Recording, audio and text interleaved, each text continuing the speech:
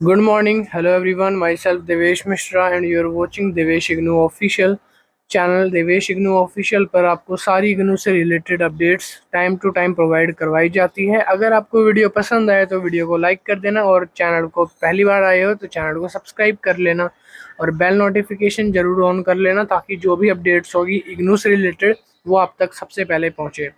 तो आज हम बात करने वाले हैं इग्नू के MEME स्कीम के बारे में। अब ये MEME स्कीम का मतलब होता है multiple entry and multiple exit scheme. क्या है?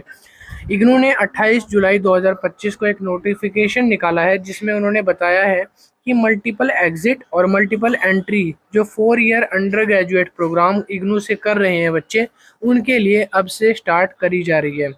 ये जो मल्टीपल एंट्री एग्जिट स्कीम है, ये जब इग्नू की FYUP कमेटी की 9th मीटिंग हुई थी उसमें डिसाइड करा गया था 3 फरवरी 2025 को कि इस स्कीम को एजुकेशन पॉलिसीज़ में लाना चाहिए। मल्टीपल एंट्री और मल्टीपल एग्जिट स्कीम को अंडर ग्रेजुएट प्रोग्राम्स के लिए निकाल दिया गया है और इस स्कीम को हर यूनिवर्सिटी में फॉलो किया जा रहा है, जैसे दिल्ली यूनिवर्सिटी और अब इग्नू यूनिवर्सिटी। तो इग्नू यूनिवर्सिटी के अंदर आपने 2025 अगर जुलाई सेक्शन साइकिल में एडमिशन लिया है तो जुलाई सेशन से ही इस MEME स्कीम को अप्लाई कर दिया गया है। जुलाई 2025 और इसके बाद जितने भी सेशन आएंगे वो MEME स्कीम के तहत चलेंगे। ठीक है, अभी इस स्कीम के बारे में थोड़ा सा डिटेल में नीचे समझते हैं कि इस स्कीम में होता क्या है और इसमें करना क्या है। देखो, MEME जो स्कीम है इग्नू की, ये आपको बोलती है कि अगर आपने इस स्कीम के अंडर एडमिशन करवाया है तो आपके पास मल्टीपल एंट्री और मल्टीपल एग्जिट के चांसेस हैं। यानी कि अगर आप इग्नू से अपनी कंप्लीट कर रहे हो अंडर ग्रेजुएशन कोर्स कोई भी, तो आप अगर मान लो फर्स्ट ईयर में हो और आप सेकेंड ईयर से छोड़कर जाना चाहते हो, या छोड़कर कह सकते हो मीन्स आपको किसी रीज़न की वजह से आगे कंटिन्यू नहीं कर पाते अपनी पढ़ाई, आप फर्स्ट ईयर के बाद छोड़ जाते हो और आपकी ग्रेजुएशन 3 साल की है, तो अगर आप कहीं 2 साल के लिए छोड़ के चले जाते हो तो आपके वो जो 1 साल पढ़ा है वो वेस्ट नहीं जाएगा। आप फोर्थ ईयर में चौथे साल में वापस आकर के अपनी ग्रेजुएशन को कंप्लीट कर सकते हो।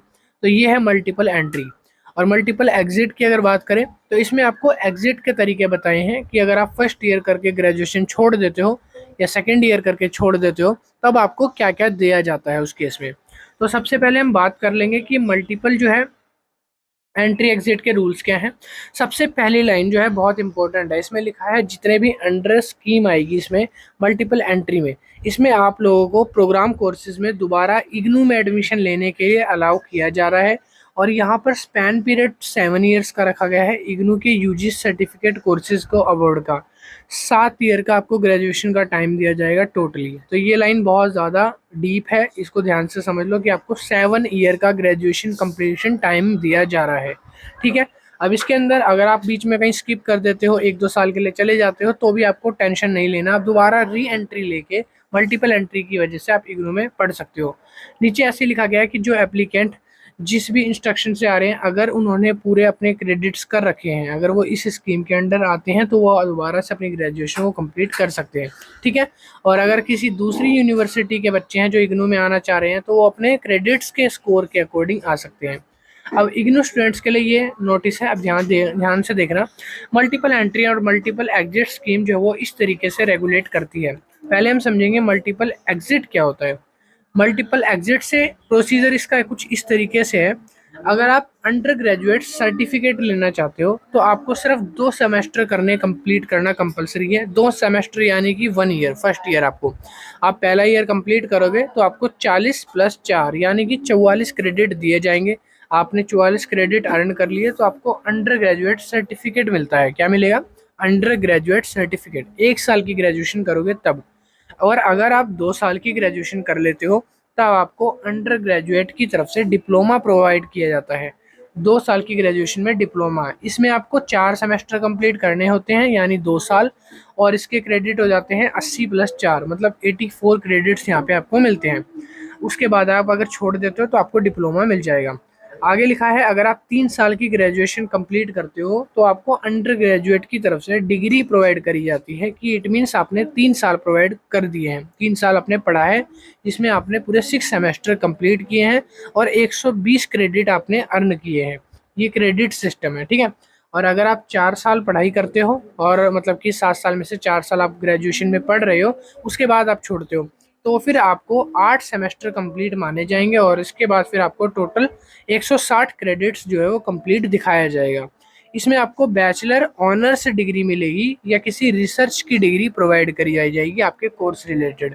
ठीक है, तो ये था मल्टीपल एग्जिट की स्कीम, यानी आप पहले साल के बाद छोड़ते हो तब, दूसरे साल, तीसरे साल और चौथे साल जब छोड़ते हो तब क्या होगा।